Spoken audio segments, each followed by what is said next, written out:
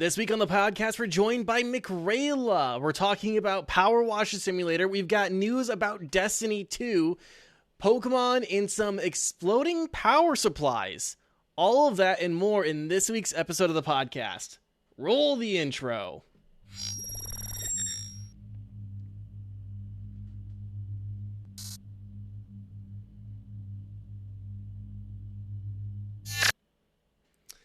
Hello and welcome to Next to Nothing, a podcast for gamers on a budget. I am your host, Danny K. With me, as always, the wonderful, the beautiful, the Mr. Greenlee. Green, how are you doing? I'm doing all right. Just hanging in there. Just got back from like a mini weekend vacation, which was fun. Nice. And then next week is 2DCon, which is pretty exciting. Yeah, well, I am very excited for 2DCon. Yeah, me too. Danny, how you doing? I'm doing really well. I am happy I have power. So there's like some bad weather right now. I was afraid of like coming home running into it. Thankfully didn't run into it that bad. And then I was at work and I saw like reports of my county, like 1,000 people without power. And I'm like, shit. But thankfully I have power. The weather looks like it's subsided and I am ready for the podcast. With us this week, the lovely and talented Mickerayla. Hello. Mickerayla, how are you doing? I'm doing okay, thank you. Yeah? You know, just living my best life. Doing that sweet gaming thing. I don't know. Gaming? Yeah. Oh, gaming. Yeah, you're a regular gamer girl. Oh, I'm a gamer! Grill! Mickerayla, for those who don't know you yet, who haven't met you, who are you, what do you do, and where can people find you? Who am I? Hello, my name is Mickerayla, or you can call me Mickerayla. Either one works. I don't particularly care. You can find me on pretty much any social media. Twitter, Twitch, TikTok, Pinterest? Anything, whatever, probably, if you can think about it, I'm probably on it. But you can find me at, whatever. But mostly at twitch.tv/Mickerayla. That's twitch.tv/MICKERAYLA. Yeah. And of course, links for that will be in the description. Mm-hmm. Guys, we appreciate you for watching and listening every week. If this is your first time with us, we hope you guys get a lot of value out of the show. And if you do, make sure you hit like, subscribe, and leave a comment letting us know. If you guys also want to leave a comment answering this week's question, brought to us by Mickerayla, who should be the next host of Jeopardy and why? Who should be the next host of Jeopardy and why? Do we want to discuss this real quick? Who should be the next Jeopardy host? Clearly should be Ken. Ken? Ken Jennings, I think is his last name. He went on like the longest Jeopardy streak of all time. Oh, yeah. I never thought about that. I'm a pro LeVar Burton personally. Yes, I'm all for it. I do like LeVar Burton as well. Yes, I'm very pro LeVar Burton. Mm-hmm. Have you ever listened to his podcast? No. He just reads short stories that he likes. That's it. He just whatever short stories that like he's enjoying. They're usually right around half an hour to an hour or so, kind of depending on the story. Okay. They are, and they range all sorts of like to like historical fiction to science fiction, some fantasy. Mm-hmm. It's great, especially if like you're someone who like struggles to sleep. It's like getting read a bedtime story. Yeah. By LeVar Burton. It's so nice. Yeah, my parents live 16 hours away, so guess I'm going to have to substitute them for LeVar Burton now. Whew. Yeah, it's fantastic. Guys, let us know in the Twitch chat or in the YouTube comments, or if you want to tweet at us, you can tweet at me, at Danny K, DANIECAE, and let us know who you think should be the next host of Jeopardy should be. I have a little bit more that I want to talk about here for housekeeping. Last week, someone asked if I could buy, play, and review Cuckold Simulator, to which I responded, if last week's episode got 10 likes and 50 views on YouTube, I would do it. The mark was missed. But let me give them a chance to redeem themselves. If this week's episode gets the same 10 likes and 50 views, before the next episode, I will play and review Cuckold Simulator on the podcast. Okay? This is your guys' chance to fucking torture me because that game looks awful. And I don't want to spend the $3 on it. The name is awful. The Zombie Potion who asked if I could do it popped up in the chat and asked, did I win? You didn't win, my friend. You didn't win. If you get this week... There was no winners to begin with on that. Yeah. Yeah, there was no winners. But, yes, 10 likes, 50 views. I will play Cuckold Simulator. Just hearing it. I know. Guys, like a visceral reaction, like, you know, hearing the word moist, just cuckold. I'm not a fan. And of course, guys, if you miss any part of the show, you can find us on YouTube, Spotify, Apple Podcasts, Google Podcasts, and everywhere podcasts are found. Sorry, my dinner kind of fought me there for a second. Mickerayla. Yes. You've got a game that you want to talk about. And I do have a game. Let me just say, it should hopefully cleanse our palates of the Cuckold Simulator. Yeah. Power wash them, if you will. The game. Yes, Power washer simulator. It's a power wash. You power wash things. Can you? Will it power wash my soul? Yeah, actually it will, because it's an extremely soothing game. You want to just, like, mindlessly do something while you're watching YouTube or Netflix? Power washing simulator. You want to have a deep, like, spiritual and psychological evaluation of your life? You play Power Simulator. You just like to clean things? You'll play Power Simulator. Power washing simulator, not power, but, no, highly recommend. Highly recommend. It's a lot of fun. I really, really enjoy it a lot. Yeah, so what's the premise of the game? Like, are you like, right, so for like I know for like trucking simulator, like Euro Truck Simulator, right? You are a truck driver, like a small time truck driver, or working for like a boss or something like that, and you have to like complete like these drives in a certain amount of time, or you have to make like a certain amount of money within a certain amount of time. Like, or like House Flipping Simulator, right? It's like all about, which I believe I've watched you play before. Yes, I've also played that one. It's also very fun, very satisfying. Right, like House Flipping Simulator, it's all about like making money and like getting right. So what's the conceit of Power Washing Simulator? So it's like so there's kind of like a big overall project that you have to do. Excuse me. So for example, one of the things you can clean is like one of the first things you clean is your van. And so you power wash it and you get money for like each individual little part of the van that you clean. So like you get money for cleaning the front bumper, for cleaning the windshield, for cleaning each tire, for cleaning each like the rim of the tire. For like every tiny little thing, you get money. There is like a time trials section that you can do if you want, but if you just want to sit back, relax, and power wash the shit out of something, you can just play the story mode.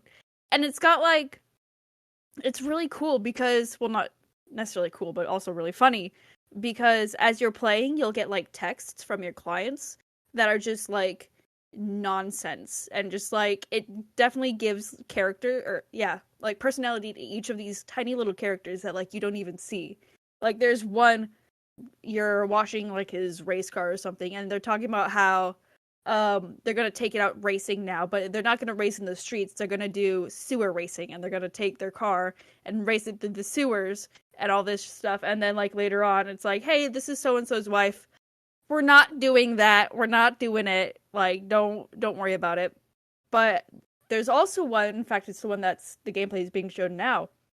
It's like weirdly Bigfoot related. Like, I don't know if it's supposed to be like Bigfoot's house or what it's supposed to be, but it's like you'll get random Bigfoot facts, and there are like giant muddy footprints everywhere. And then you just hear like this really ominous like booming in the background that sounds like footsteps. And you're just kind of sitting there like, is Bigfoot coming?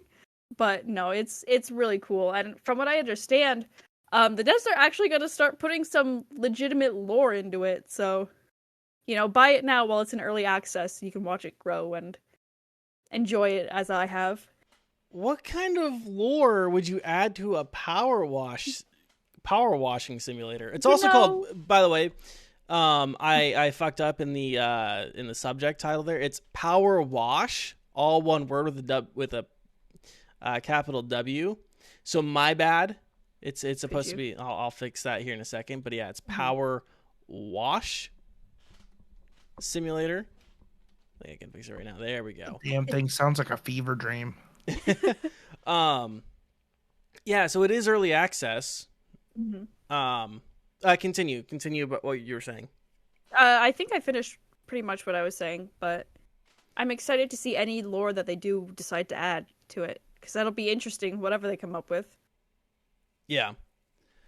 Real quick, anyone that's interested in it, it is available on Steam for $19.99. It has already gone on sale once for 15% off, according to Steam DB. That was its lowest price recorded. It was $16.99.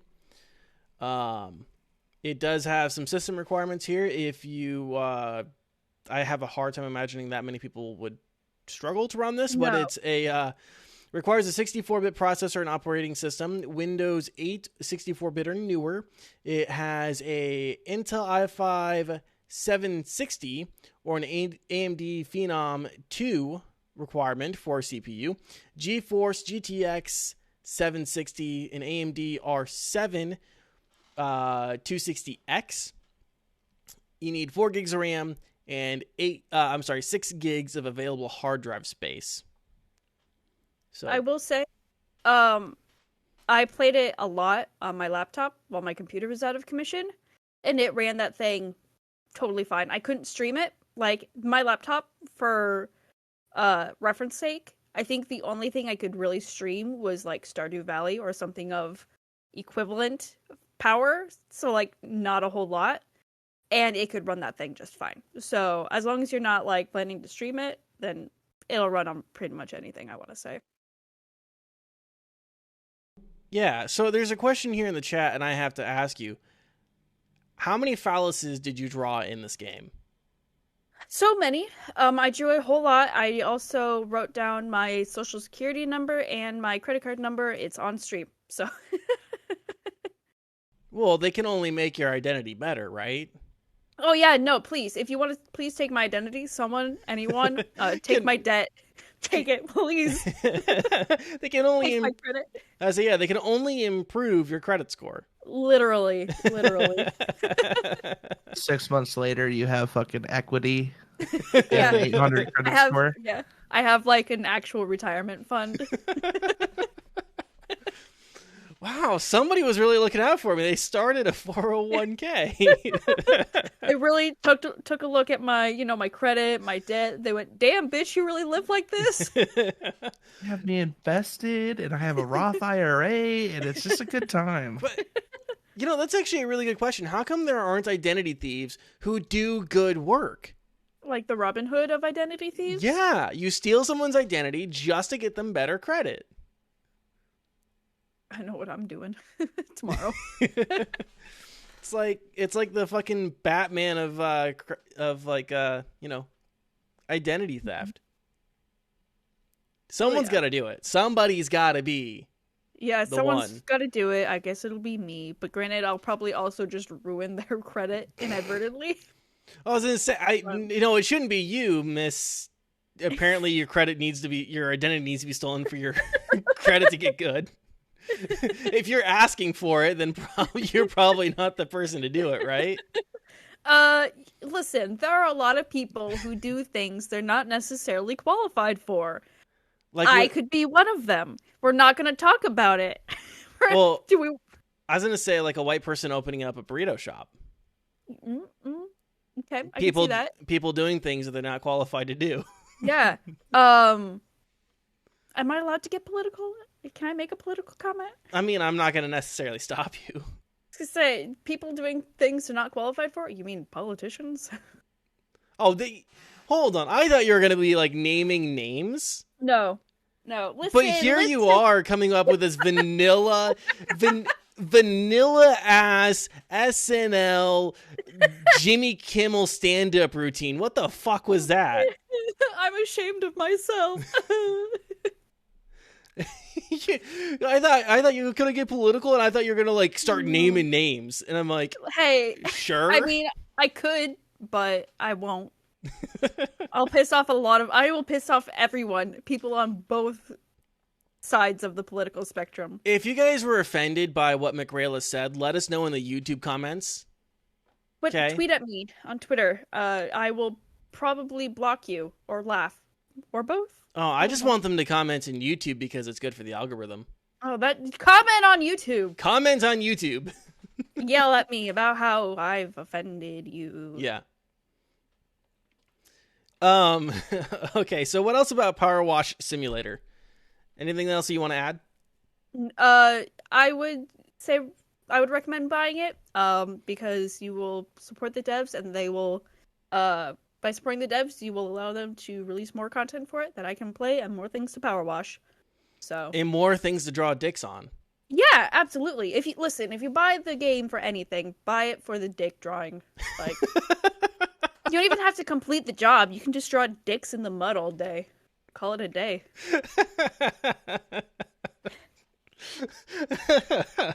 Oh, that's fantastic. The level of concern that I have for this game. Like how out of ideas do you have to be to make a power washing simulator game? It's like one of those things though where it's like, you see videos of people on YouTube like power washing something and you're like, oh my god, that's so satisfying, but like I can't afford a power washer, and even if I could, I don't have anything to power wash, so I just do it in a game. It's all pixels, but here we are. It's like a lawn mowing simulator. yeah, that too. Like everyone's out of ideas. Yeah, Goat Simulator, House Flipper, like Untitled Goose Game. See, Just random games that are just like, how do people come up with this? Like, I don't know. It's so wild. It's wacky. yeah. This one actually, like, I understand, like, the market for these games, right? I actually even, I think I played this on demo. the market. Yeah. Like, it's just, like, it's Zen mode, right? It is it is, like, the epitome of turn your brain off. It is not, like, it's not like other games where, like, you can just... It's like it's deliberately made to not induce rage. Yeah, it's like, right? I mean, it can be frustrating because there will be like these tiny little things where you're like, there's no dirt on here. Why is it not clean? And you're cleaning like the same spot 3 times. But for the most part, it's just like, it's a really good game if you just want to relax, turn your brain off, or like put something on Netflix, and like you need to do something with your hands. Like for me, if I'm watching like a show or something, I have to be doing something with my hands, whether it's playing Powerwash Simulator, whether it's playing Solitaire, doesn't really matter. I have to be doing something. So it's a good game for that type of thing. It's not something you have to 100% pay attention to, but it's something that like will keep your hands busy. But it's also very relaxing. Yeah. The vast majority of my time playing Yu-Gi-Oh! Duel Links is spent on my couch watching TV. Yeah. It's a weird thing. I'm like you. Where it's like, oh yeah, I need to like engage my hands into something while like watching TV. I don't understand it. Okay, so is that it on Powerwash Simulator? I think so. I think that's all I've got. Well, Green, you might not understand Powerwash Simulator, but there is something that you certainly do understand. Destiny 2. Oh. Destiny 2. Let's talk about it. The Witch Queen update. Oh no, Destiny 2 had a showcase today. Bungie had a showcase today. Big showcase. It was really nice. It was on Twitch. They did a live broadcast of it. I streamed it. I watched through the whole thing.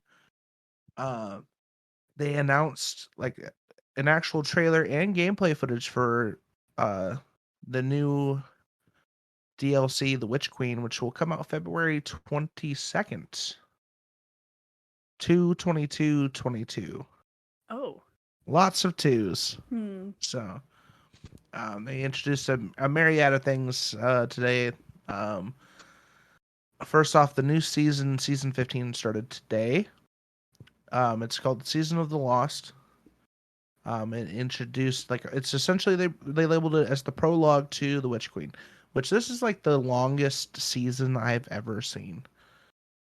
It is from today, the 24th, all the way to February 22nd. Oh. So yeah, it's a 6-month long season for Destiny, which I'm kind of curious to see like how it will go, because I think what I've noticed the most about Destiny when it's come to the seasonal content and doing the seasonal pass method is like towards the end of the season, it doesn't feel like you have much to do, and there's like no purpose to really get on. So that'll be interesting to see as it evolves, and know it's like a weekly story. The beginning was pretty interesting. If you haven't started playing it yet, I would recommend jumping on there. Especially if you're a lore person like me, the season had like a pretty big shocking twist, especially if you've been playing for the past couple of seasons. They did introduce some sandbox changes. They made any primary ammo weapon is unlimited ammo now. It's infinite ammo. They are doing some adjusting with the Void subclass for each Guardian class. I'm not sure 100% what that will be. They introduced a few new stasis weapons. I know there's a stasis hand cannon and a stasis shotgun. And then the new season is really focused on the Dreaming City and Zavathun, which is a hive god, the sister of Oryx from Destiny 1. So a lot going on. And then they also announced during the showcase that they are doing their 30th anniversary celebration in game for Destiny 2. As like a massive event. They announced that there's gonna be like two dungeons. There's like a new dungeon during the 30th anniversary. And then also a new dungeon for the Witch Queen as well. Crossplay went live today for Destiny 2. So if you have Destiny 2 on PlayStation or Xbox, you can play with people on PC and vice versa, which is a long time coming. They announced a anti-cheat, which was installed today through BattleEye, which is a massive thing, especially for people who play like the competitive PvP, like Trials of Osiris and competitive, because let's face it, no anti-cheat is a bad time. And then with that, they also made Osiris. They have matchmaking for it now, so you don't have to go in with a pre-built team. You can matchmake for it. Season of the Witch Queen has so much stuff. They had like a massive info dump of like, this is what we're doing, this is what's gonna happen. We're preparing the story full on. They also announced so last year they announced the DLC names for the Beyond Light, the Witch Queen, and then the one following that next year is going to be called Lightfall. But today they announced the one after Lightfall, which is going to be called The Final Shape. So that was pretty exciting too. And then one of the biggest things I saw pop up like after um after like the whole like the whole showcase was they did announce that Galahorn, like a fan favorite weapon, OP rocket launcher from Destiny 1 is making its way to Destiny 2 during the 30th anniversary event. And they also like showed off some of their collectibles that you can purchase, which I'm actually super excited for because I like Destiny collectibles, and I might be grabbing, put my little grubby money fingers on them because I'm I'm so excited. There was exotic. There's an exotic helmet in Destiny called the Celestial Nighthawk, which it looks like a falcon head, and they made like a replica of it. You can pre-order it now, and I'm trying to like talk myself out of it. Um, there's a bunch of story stuff that they introduced in the trailer for Witch Queen as well. I'm not going to spoil it with with this. We're talking about it. I would recommend actually going and watching the Witch Queen trailer, because it's big. I don't want to spoil it simply because like when I saw it, I had like my jaw was on the floor. It's not something I would ever imagine Bungie and Destiny evolving into, and I'm actually excited. Like it's been a minute since I've been able to say I'm excited for Destiny, like genuinely excited. So, yeah, lots to come. A lot of stuff that's here, especially crossplay. Like everyone's excited for. I have a lot of my friends that are still on PlayStation, that haven't played Destiny in a long time. That we can actually play with now. Now that I'm on PC and they're on PlayStation still. So a lot of things. A lot of things. Yeah. Excitement. How did the show for them go overall? Like, was it? Oh, Destiny or Bungie always puts like 110% into like their showcases and stuff like that. Mm-hmm. Like it's fantastic. The cinematography, everyone in the chat was hyping up. The live video that I was watching from like Bungie's Twitch channel had over 120,000 viewers. So it was big, and it looked good. It looked clean. They had some stuff about Black Lives Matter and sexual assault and stuff like that, which Bungie's always been known for being a compassionate company and helping a bunch of different causes like St. Jude's and uh, women at Bungie and stuff like that. So it's what I expected from them, and I'm never displeased with the showcases. Nice, Mickerayla. Except for they didn't have a Dado in it, which is a big Destiny content creator on Twitch, which I'm not really upset about. Got you. So well, usually he makes an appearance. Yeah. I should actually ask you real quick. Can you mention the one thing that you did Destiny 2 related right now?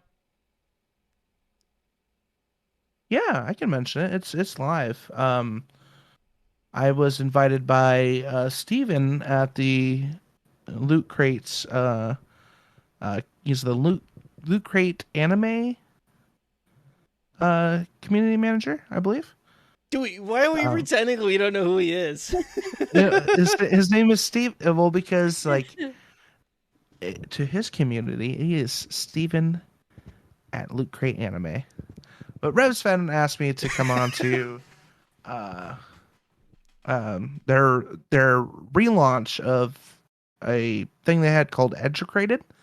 Edu-Crated. But they renamed it Remotely Educated because now that everyone's remote due to COVID and stuff like that. So they had me on, and I essentially asked them Destiny questions, because they are doing it themed on the box that they're relaunching. So there's they were doing a Crucible launch for the Loot Crate Destiny. So I asked him a bunch of questions. Honestly, Rev got most of them, surprisingly, even though he's like, oh,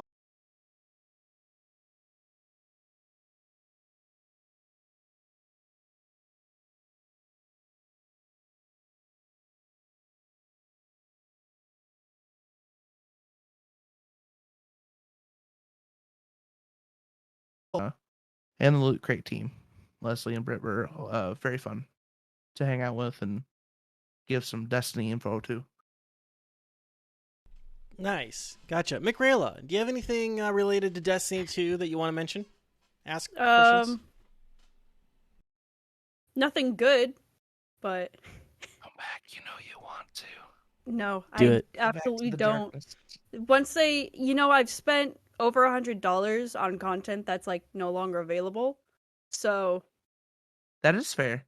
But they, they're introducing done. new stuff, and yeah, but I didn't get the because I'm so busy during the day, I don't have time to pump all the time I need to finish all of that content that is now no longer available. And I think someone said once that they're trying to keep like their file size down. I would rather have like a 200 gigabit game if it got me all of the stuff that I've paid for. But now it's gone and I can't do anything with it. So it's all money that's just gone. yeah. But that's I all. feel it. I definitely get that. I did it twice. I've spent well over $200 on Destiny. Because I got it on PlayStation. I did all the expansions up to Shadowkeep, I believe. Mm-hmm. And then Shadowkeep, I switched over to PC when they first launched. And I essentially had to pay for it all again on PC. And then the expansions and seasons after that.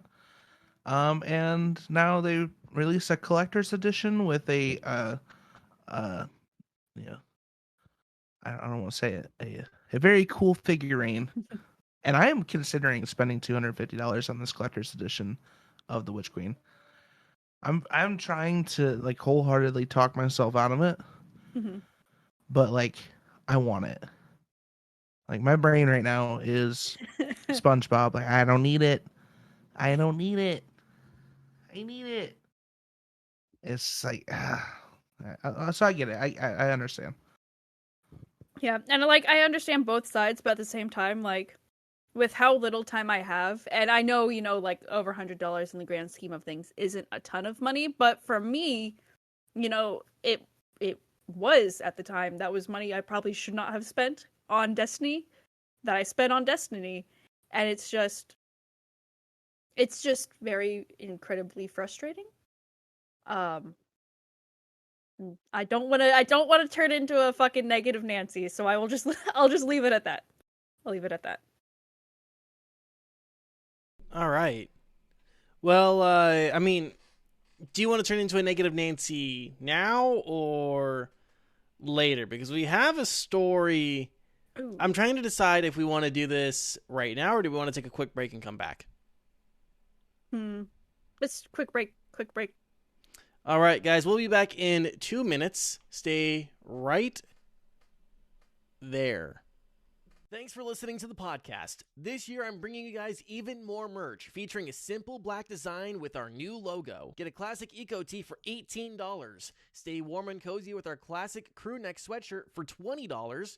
And stay cool with our tank tops for only $15. And of course, it wouldn't be a new merch lineup without some mugs. Get our new mug for $10. And brand new to our merch lineup, get a 20-ounce stainless steel tumbler for only $20. Prices subject to Teespring fees plus shipping and handling. For more information, see the link in the episode description.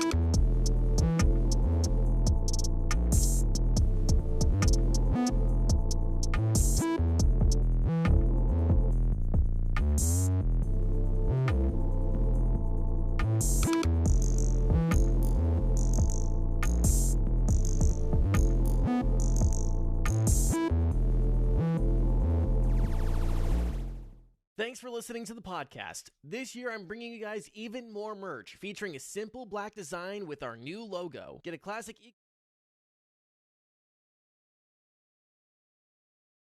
All right, we are back. Sorry, I had to fumble some shit. You guys ready to talk about some exploding PSUs? Hell yeah. Explosions and fireballs. Lightning bolt. A Lightning bolt. So best vine of all time. What's that? Best vine of all time. Don't at me. So Gigabytes found themselves in a little bit of trouble. Gamers Nexus has helped to uncover yet another catastrophic failure in gaming hardware, which can cause damage to not only your PC, but also possibly your home and body. Yay! Woohoo! I'm excited to talk about this because, like, I have some reservations about Gigabyte, and I will talk. You know, when it's my turn, I will talk about it. Yeah. So, like, let's explain what's going on. So, Gamers Nexus and a PSU reviewer YouTuber, I'm gonna fucking butcher this. Aristides Bitsiopoulos. Green, you want to take a crack at that? Honestly, you handle this better than me. Aristides Bitsoilopoulos. I think you got it better than I did. Bitsoilopoulos. I don't know. I'm trying. It's hard. It's difficult. I think both of us had strokes. I smell toast. I just had an aneurysm out of sheer stupidity. So both of these groups found Gigabyte GP P850GMs and the GOP 750 GM models could fail and potentially even spark. The power supplies, which have had a lot of negative reviews from influencers and users alike, were also a popular item to be forcibly bundled with the RTX 30 series cards on Newegg. And it was mostly a way to bundle. They're bundling Gigabyte 30 series cards with these Gigabyte power supplies as a way to get rid of excess stock by bundling them with items that they know we're going to sell, like a 30 series card. Gamers Nexus tested the PSU models for about 2 months, with 50% of the samples they sourced, which they sourced them from purchases and other users, 50% of the samples failed.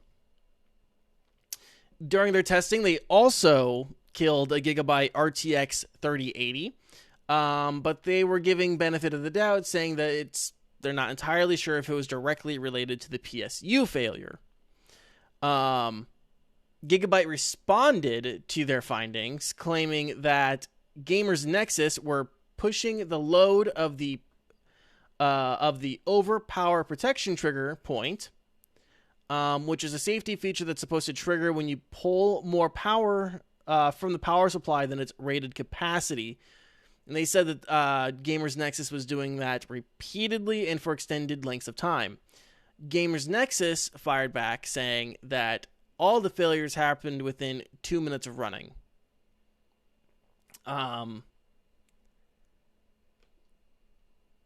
There have now been, they actually have quite a bit of video evidence also of these power supplies sparking,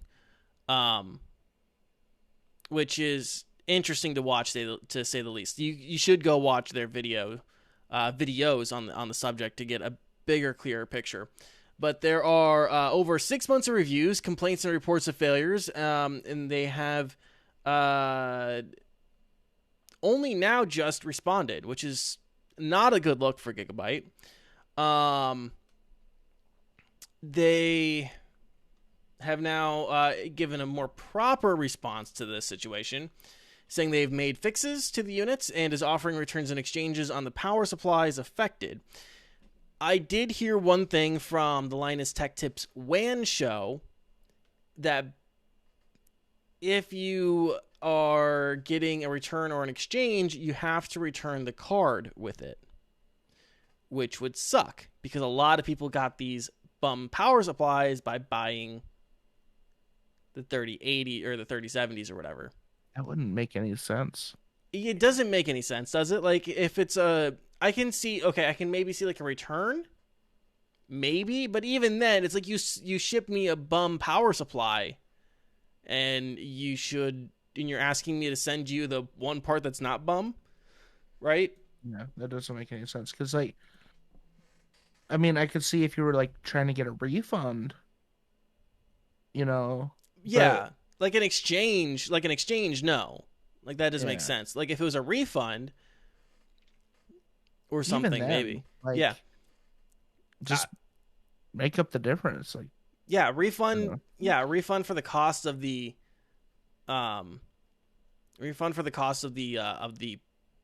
power supply unit, not for the whole fucking purchase. It doesn't make sense to me.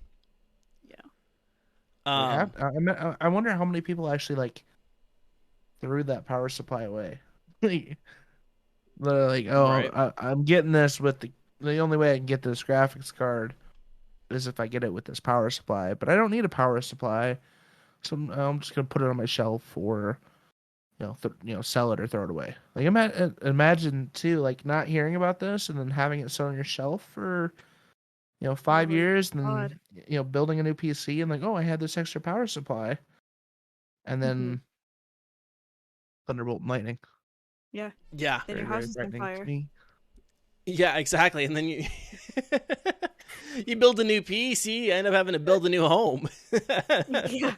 God. So that's the situation as it stands right now. Green, what do you got to say? I'm essentially I'm not surprised that Gigabyte is having issues. Seeing as I purchased a 2080 Super. It's a Gigabyte. It's a water force liquid cooled graphics card. I'm not happy with it. I'll tell you why. It says that you can overclock this because it's water cooled. It's like, oh, it'll handle more powerful overclock because of the liquid cooling. The AIO that's accompanied onto it. It can't hold a fucking overclock to save its life. Ooh. I've given up on it. I just run it at standard. So I'm not surprised that, Gigabyte is, sending out some faulty power supplies.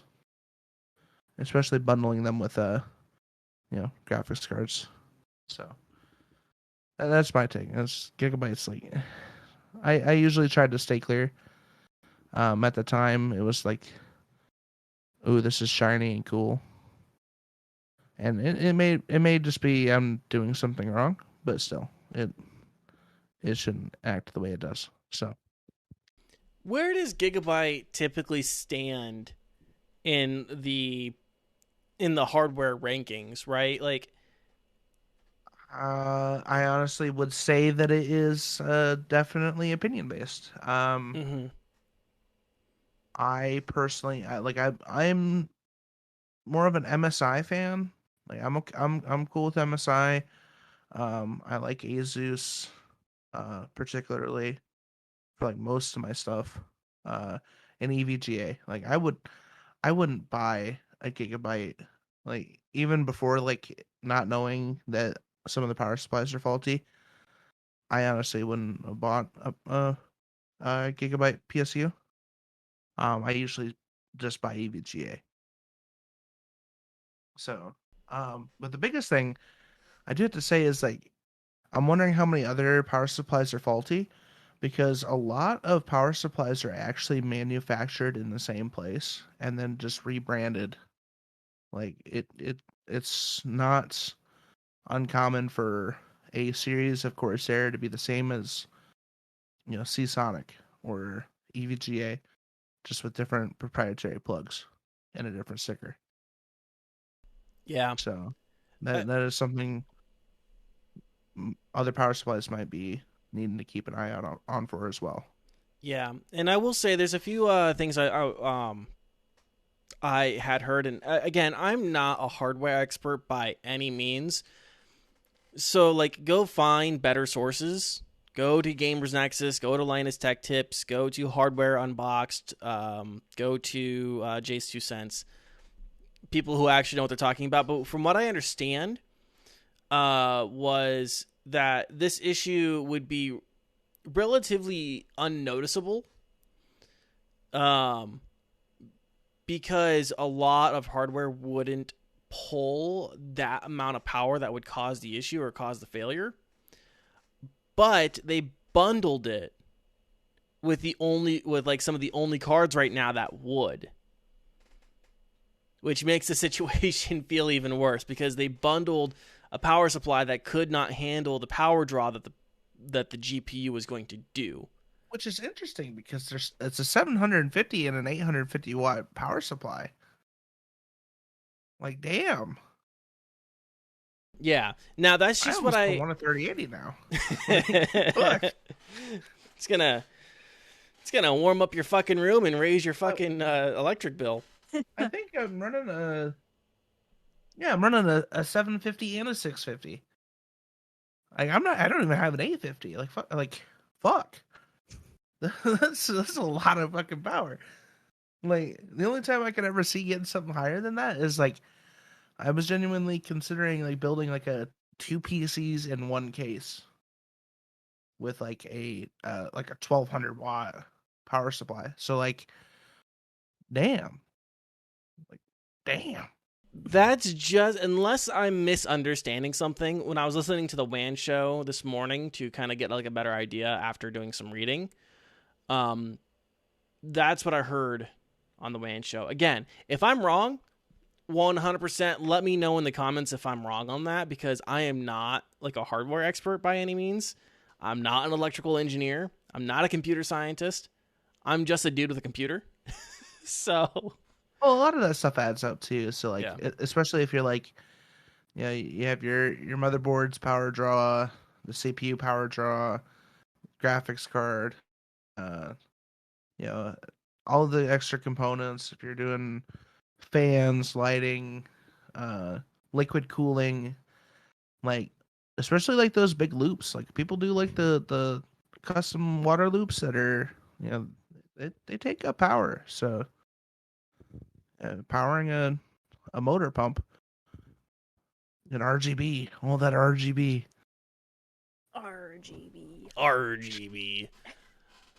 Mickerayla. You're gonna be taking all your power. Mickerayla, do you have anything you want to add to this? I'm like you. When it comes to hardware, I know nothing. People ask me what's in my PC, and I go, "Whoop," even though I built the thing.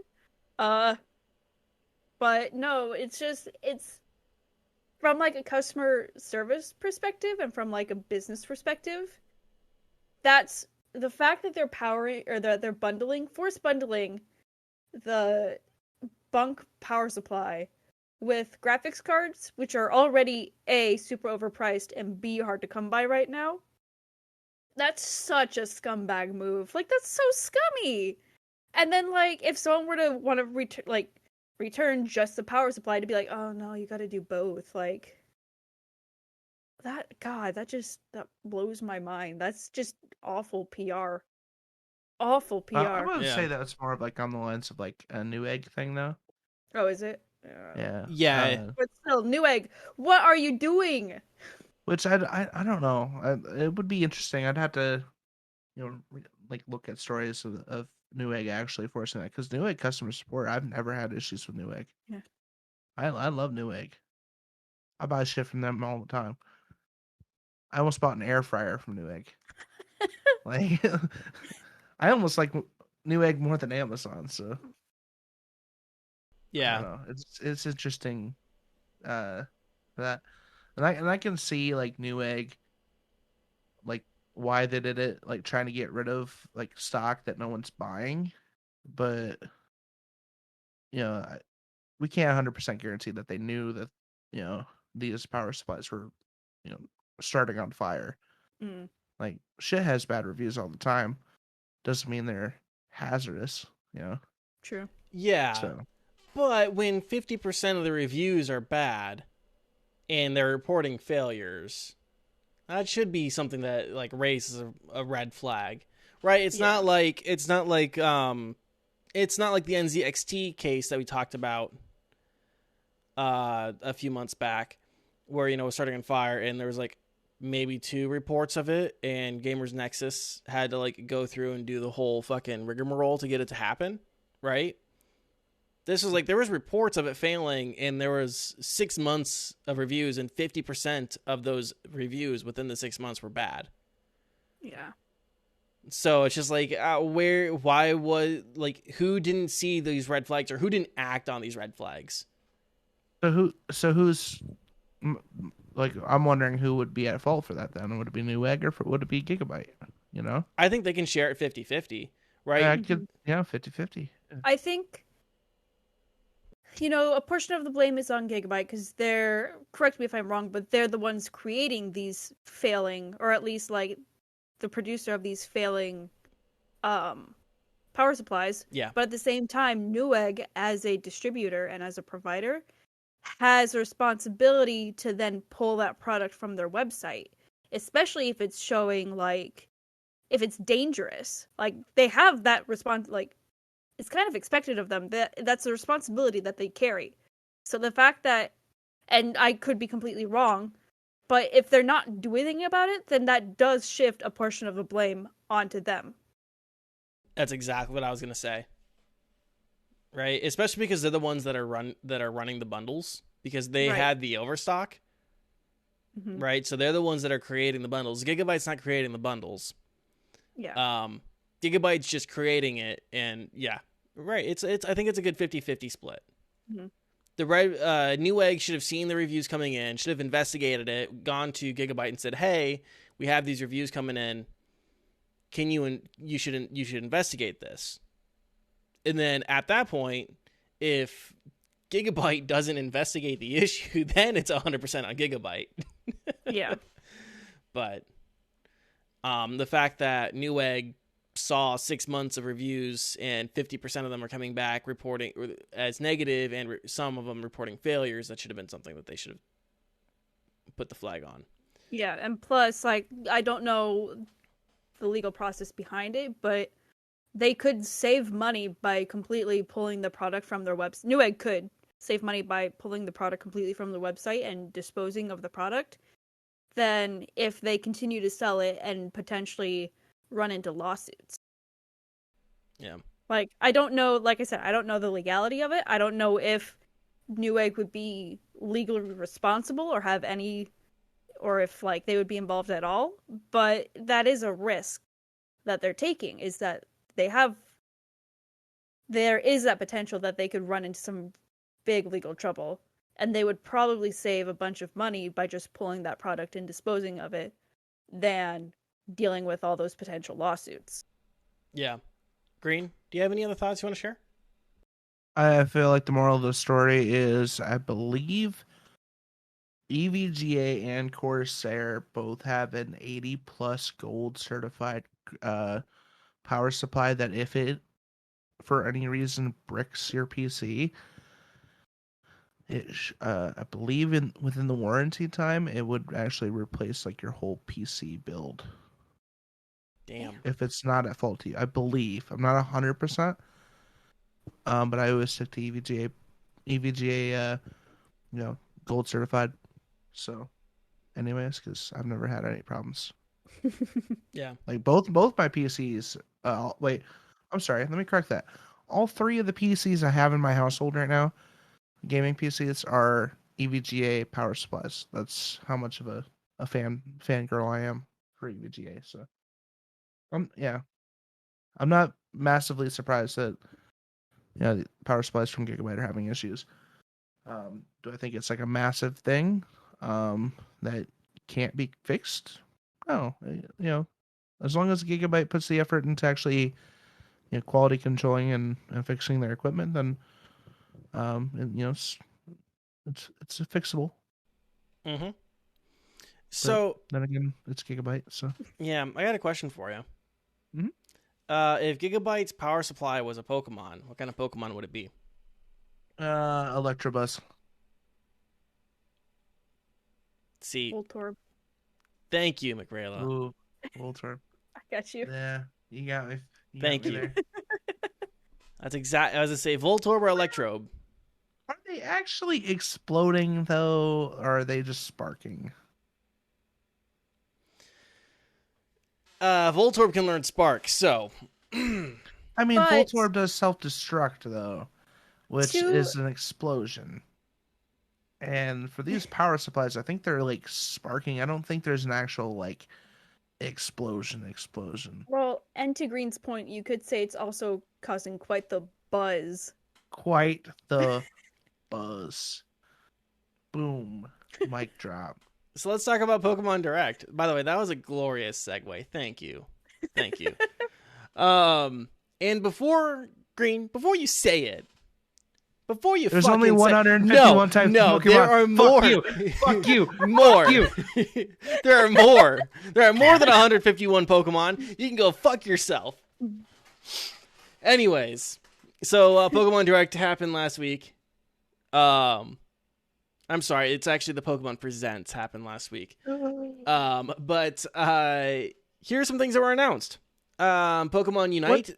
Go ahead. Hold on, Danny. Mm-hmm. What shitty ideas do they have now? What shitty designs and Pokemon names do they have now, Danny? Explain. Go on. If you guys think Green is wrong, let us know in the comments of this YouTube video. At me, I don't give a fuck. So, Pokemon Unite, the Pokemon MOBA, which is currently available on Switch, will be released for mobile platforms, that's being Android and iOS, on September 22nd, 2021. Which make sure you guys tune in for that, because I'm going to get my hands on it. I'm going to play it. I'm going to see what it's all about. I heard Gengar is absolutely fucking busted on that. By the way, I am actually interested in actually trying that out. Yeah, dude, I don't like MOBAs, but yeah, we'll try it. It's gonna be interesting because I don't really care for MOBAs either. But I'm like, it's a free to play Pokemon MOBA on iOS. Why the fuck not? How often do we do mobile reviews on the show?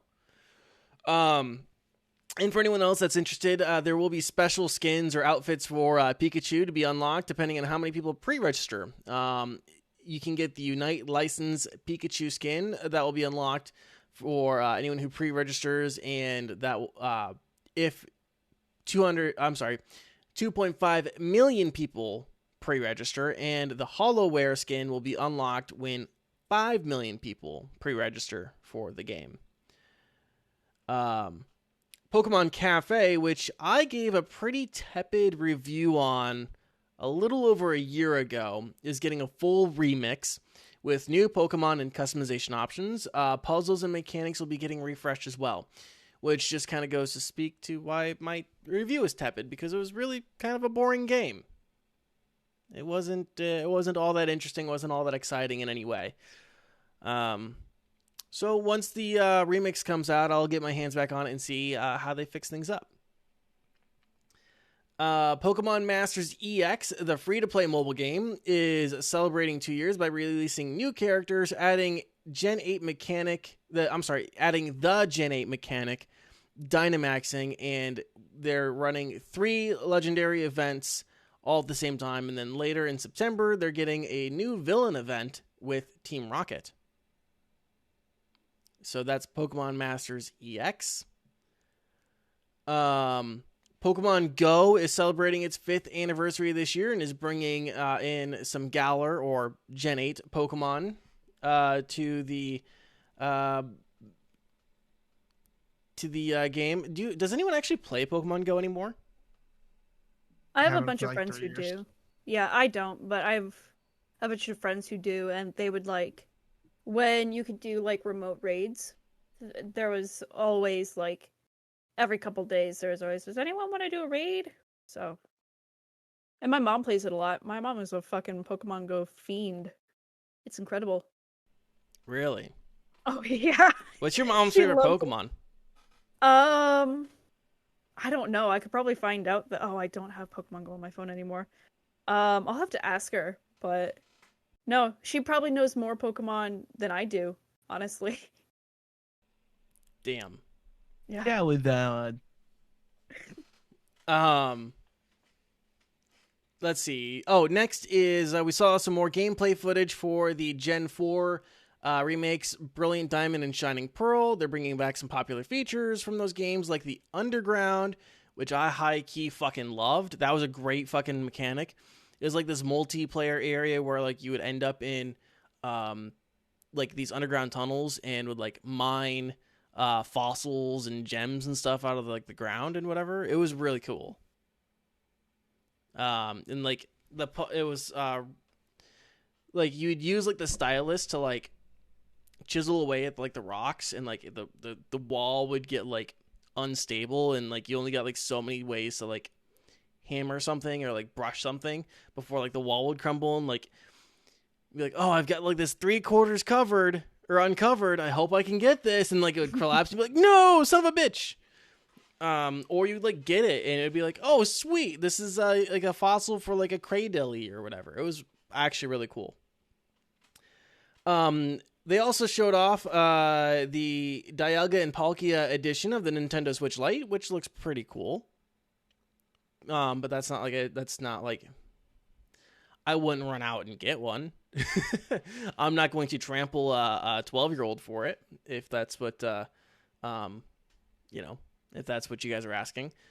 I would just trample a 12-year-old for a honey bun. Oh, you beat me to it. Well, I was sitting here thinking, should I make the joke? Should I make the joke? And then you made it, so. About trampling a... Yeah, it's like, I'll trample a 12-year-old for free. I don't care. And then they showed off another gameplay trailer for Pokemon Legends of Arceus. And they showed off some new mechanics and even some new regional variants and evolutions of Pokemon. And for anyone who didn't see it originally, the game is an open world version of Pokemon, which people are really excited about. And it takes place in the Husui region, which is like ancient Sinnoh that looks like feudal Japan. Some of the Pokemon they showed off was called Weirdeer. It's a normal psychic type and evolution of Stantler from Gen 2, like the generic ass deer that everyone like kind of remembers. Basculegion is a water ghost type and evolution of Basculin. That's a water type from the 5th gen, like a generic ass fish that nobody remembers. Because they have like 3 generic ass fish every generation. Hisuian Braviary is a psychic flying type and a variant of Braviary, which I think people remember Braviary because it's a fucking eagle. No clue. Murica. They also showed off Hisuian Growlithe, a fire rock type and variant of Growlithe, which looks fucking adorable. Can you say that again? Hisuian Growlithe? Say that name again. Growlithe? The TH is really soft. Say and it I again. Growlithe. Wrong. Oh yeah? How do you say it? It's Growlithe. I'm with Green on this one. It's a fifth, babe. It's a fifth. Growlithe. Growlithe. Anyways, it looks like a food kick dog. you in the head, dude.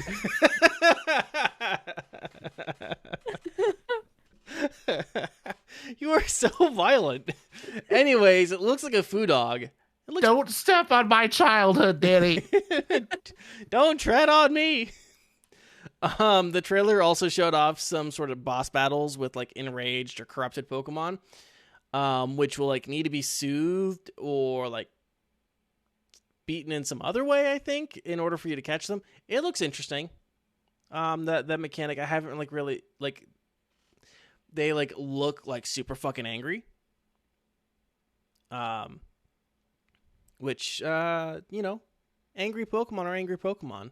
It's kind of like, it kind of reminds me of what is it? Pokemon Gale of Darkness. I think it was really like you had like the Shadow Pokemon or like corrupted Pokemon. It was like one of the GameCube games. I hope that the angry Pokemon are just regular looking Pokemon, but with like 2 dark lines like this. to make him look angry. Like, not even stylized, just brr. Just like crudely I want- drawn eyebrows. Yeah, absolutely. Yeah. That's my hope. You know what that kind of reminds me of? Hmm. They redid the Pokemon Mewtwo movie, Pokemon the movie, Mhm. but it was like essentially the same exact movie, but they animated it in like almost like a Bob the Builder-esque animation. Like it's very like, I don't know, clayish, like in like, you know, like the new kids animation, Right. and it tramples my fucking soul. Ooh.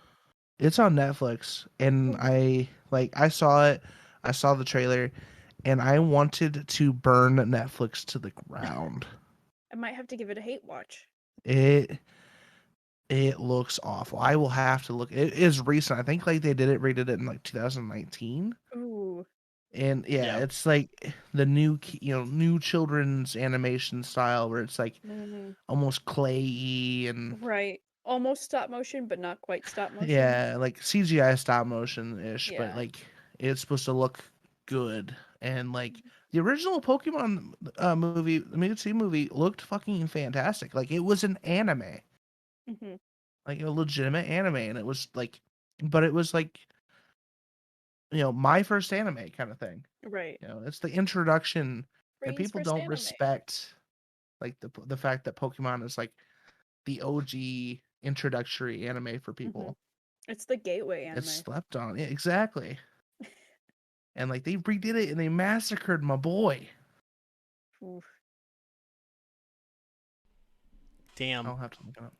So that's what was released in the Pokemon Direct. There wasn't anything else that I saw that like was really worth mentioning. Yeah. Anything else you guys want to mention for Pokemon Direct or for the Pokemon Presents? Pokemon Mewtwo Strikes Back Evolution. That's the name of it. Oh. 2020. Oof. Big oofs. Big oofs. I think something they could do for Pokemon Cafe to make it really kind of cool, or at least I hope they do like a Pokemon similar game, is if they did something similar to like Marvel Puzzle Quest, where yeah, it's the generic like match 3, match 4, whatever, but then for those who haven't played Marvel Puzzle Quest, it's like when you match, each little like thing has a specific color, and you recruit a team of 3 like superheroes, and each of those heroes has like 3 different abilities that you can power up by matching the various colors. So like Storm will have like a red power, a black power, and a yellow power. And if you match a bunch of yellow tokens, then you'll increase that bar.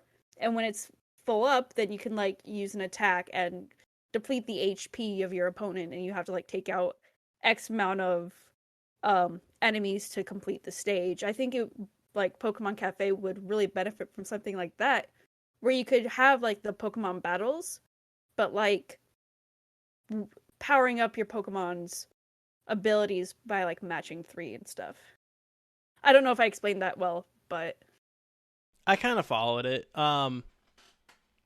The big thing with like Pokemon Cafe is that it's supposed to be like this wholesome, like you and your Pokemon like yeah, own a that. cafe. Fuck it, Pokemon battles, Pokemon Puzzle Quest, just rebrand it.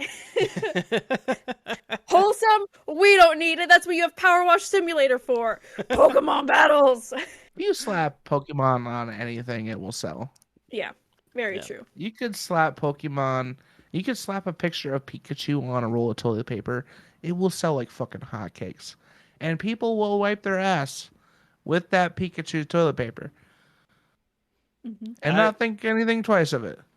I would only wipe my ass with a Grimer emblazoned toilet paper. But I want it with a muck toilet paper. Do you guys wanna move on to QuakeCon? Wake me, daddy. So shake some things up with QuakeCon.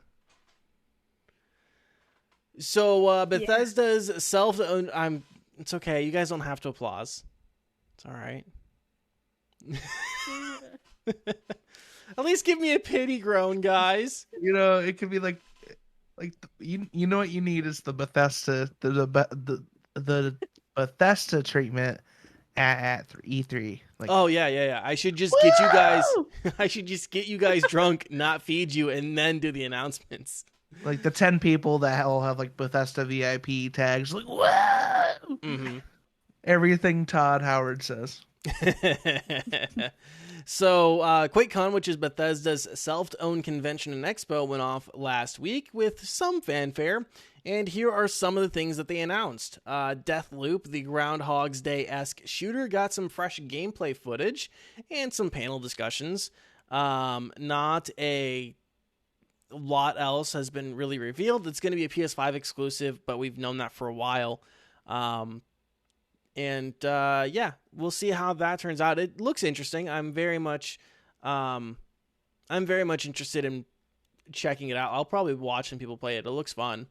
Fallout 76 got some more content, including a public and custom worlds option with a new feature called Fallout Worlds, which gives tools to build and create like quests, maps, and stuff like that. Public worlds are going to be a rotating series of Fallout Worlds experiences, each with its own take on the setting and crafted by the Bethesda team. Custom worlds... Go ahead. Sorry, I didn't mean to... I thought I was muted. My bad. My B. Custom worlds are going to be private servers granting active Fallout First members access to create their own experiences, which I'm kind of miffed about, because it's only a Fallout First deal from what I can understand. And honestly, a custom worlds option would be something I would be interested in actually buying the game for. But I'm not going to buy the game and then pay for Fallout First just to get private worlds or custom worlds like this. I said before the game even launched, what they really needed to do was just hand over a bunch of tools to people to create their own scenarios and situations, because survival games are best served when you can kind of craft them to your wants and desires, right? Mm-hmm. Rust, Minecraft, Valheim, all these games where you can kind of create your own situation with your friends, those are games that always do well. Mm-hmm. And Fallout 76 can't seem to figure that out for some reason. I don't know why. And with the state of the game as it was released, I'm still very hesitant to even try it. I'm getting close, though. They keep adding things, and I'm like, well, if the game works now, I might try it. I still need to actually plan for when they have a free weekend to try and play it. ESO, Elder Scrolls Online, announced a new DLC called Waking Flame, which will come with 2 new dungeons. Otherwise, ESO is pretty quiet. Not a lot going on there.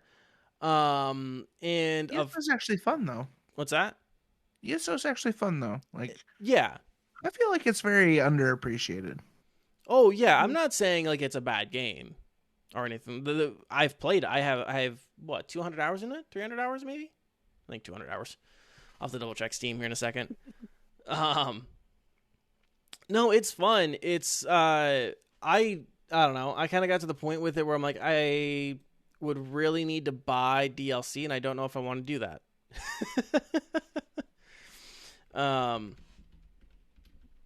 Yeah, that was kind of my point. I'm like, okay, I enjoy it on its face, but do I really want to play or pay more for it?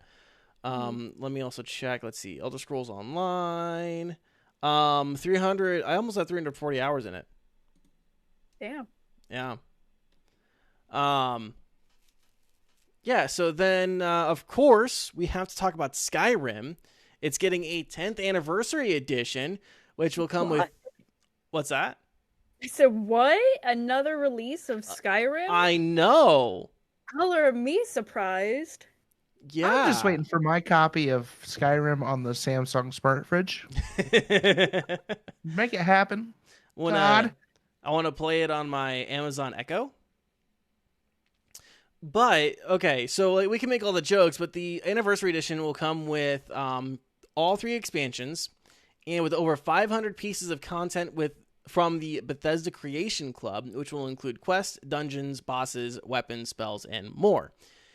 And I'll be honest, that actually sounds like it's a pretty good value. Like I would probably I might pay $60 for that. That's a lot of content. I wouldn't. You also don't like those games, though. I don't like Skyrim. I got it for free.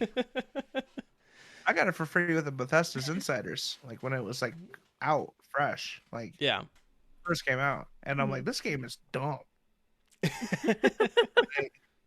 I started. I did the camp, the starting mission where the fucking dragon comes out of nowhere. You're on a fucking cart with another guy. Oh, you're awake. Oh, the intro is like, garbage. Yeah. And I'm like sitting here, and they're like, "Oh, you need to go here." And so I'm like, walking and walking and walking and walking. Oh, you need to go here. Walking. Mud crab. Walking. And it's just like, oh my god, I hate Skyrim so much. It's so boring. So, surprising little fact here.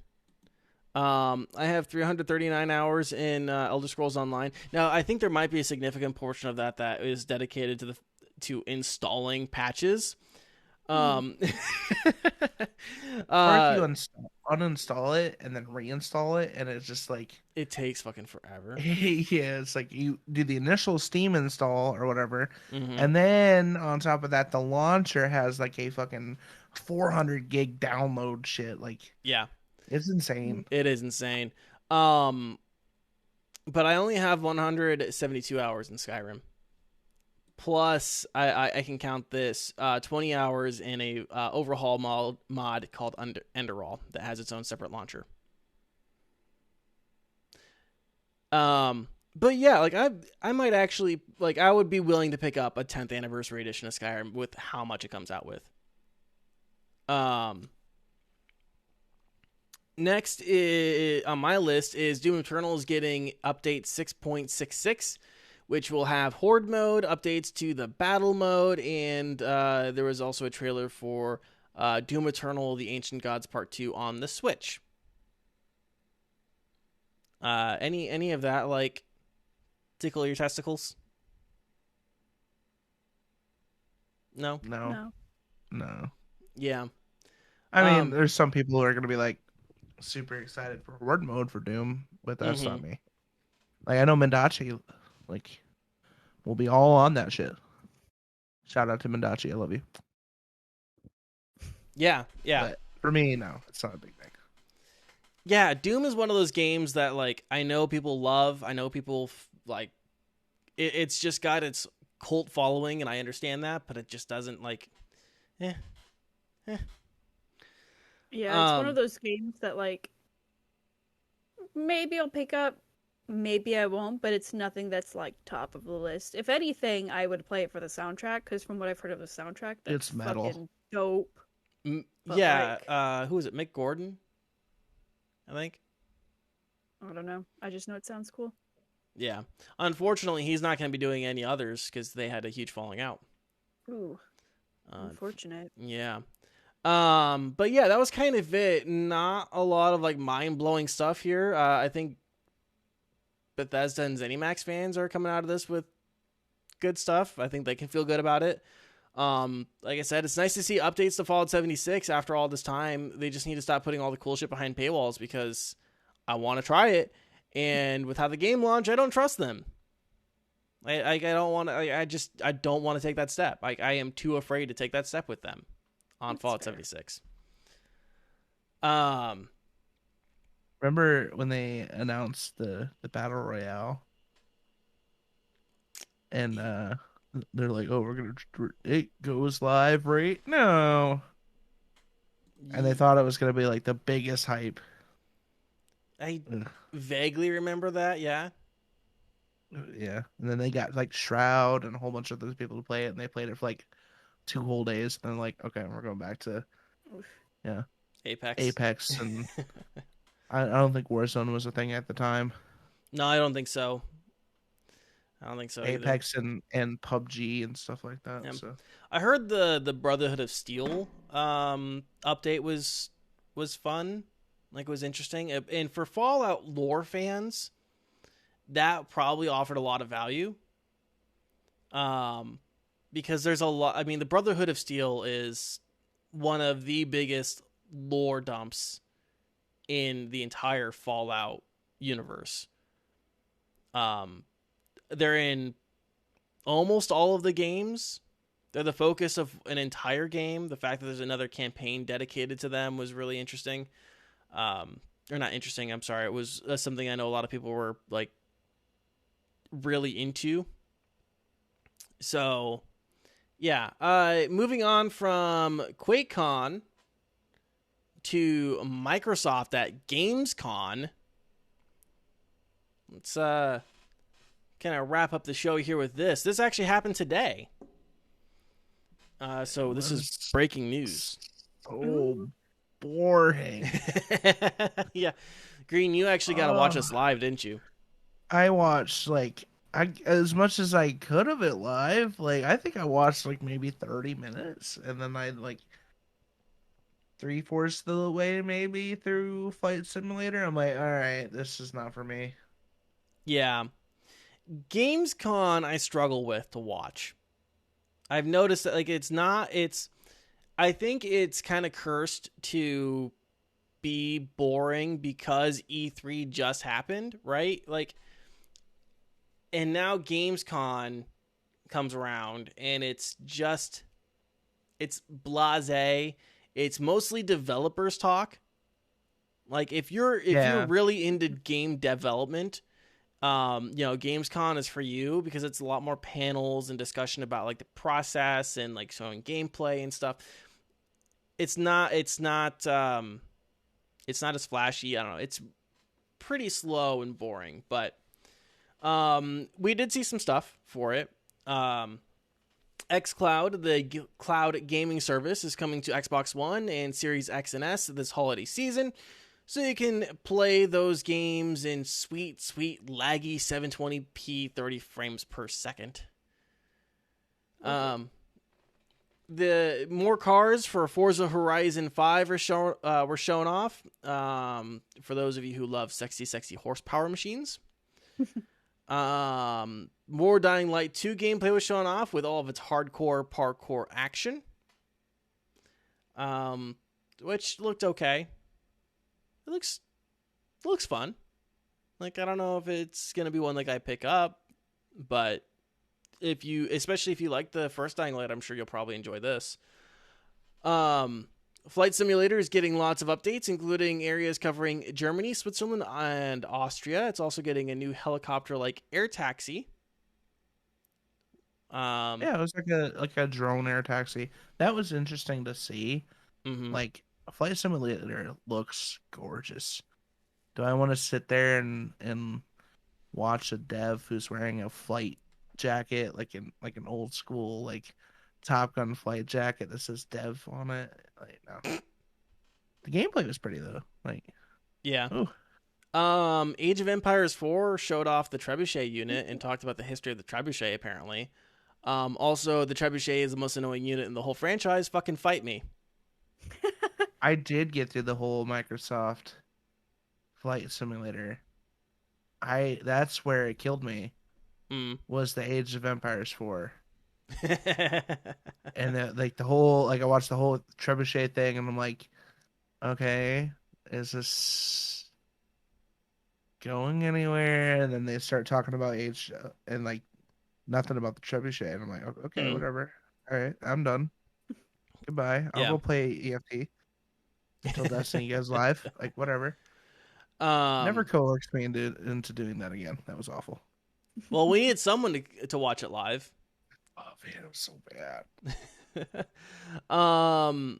They announced a new game called Stray Blade. It's a new action RPG from 505 Games. It looks like it's going to have like some plodding, hard-hitting combat, and aesthetically it reminds me of Dauntless. Ooh. I love me Um, some Domino's. Crusader Kings 3 console port was announced with a release date to be announced sometime soonish, and that's going to be available through Game Pass when it releases.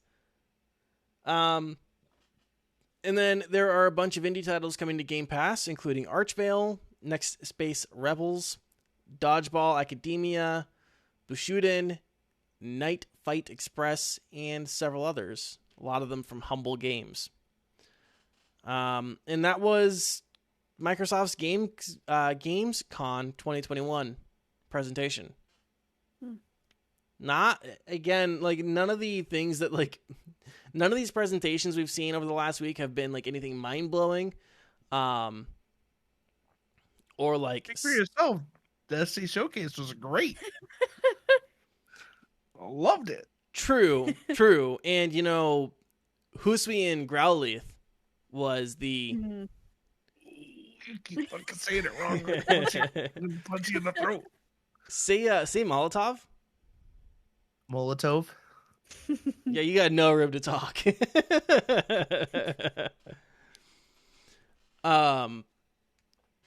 That's a completely different thing, my man. Like, you're messing with childhoods. I'm talking about a flaming liquid of freedom. Okay, there's a difference. Fake fire dog. Real world item. Big fire dog. Big Fake fire bottle. Mm. There's fire involved in both. I'm naming my Husui and Growlithe. Molotov now. Do it. I don't want to kick you in that. You gonna buy a Switch? That